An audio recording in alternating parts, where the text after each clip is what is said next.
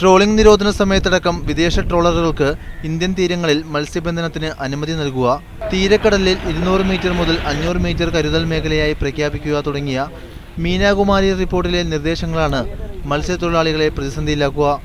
ഇത്തരത്തിൽ 500 മീറ്റർ വരെ buffer zone പ്രഖ്യാപിക്കുന്നതോടെ കയറ്റുമതി പ്രാധാന്യമുള്ള കരിക്കാടിയടക്കം ലഭ്യമാകുന്നത് ഇല്ലാതാകുമെന്നും കേരളത്തിലെ മത്സ്യബന്ധന മേഖലയെ പ്രതിസന്ധിയിലാക്കുമെന്നും തൊഴിലാളികൾ പറയുന്നു. കേരളത്തിൻ്റെ തീരത്തോട് ചേർന്നാണ് വിലപിടിപ്പുള്ള കയറ്റുമതി പ്രാധാന്യമുള്ള മത്സ്യങ്ങളെ കരിക്കാടി, കഴന്തൻ, കിളിമീനൊക്കെ കിട്ടുന്നത്. ഈ മത്സ്യം ഈ പറഞ്ഞ 500 മീറ്ററിന് ഉള്ളിലാണ് കിട്ടുന്നത്. അപ്പോൾ നമ്മളെ ബോട്ടുകൾ അവിടെ പോയി പിടിക്കാൻ പാടില്ല എന്ന് പറഞ്ഞാൽ ഇവിടെ നമ്മുടെ ബോട്ടുകൾക്ക് മാത്രം ഒരുപാട് റെസ്ട്രിക്ഷൻ ഏർപ്പെടുത്തിയിട്ടുണ്ട്.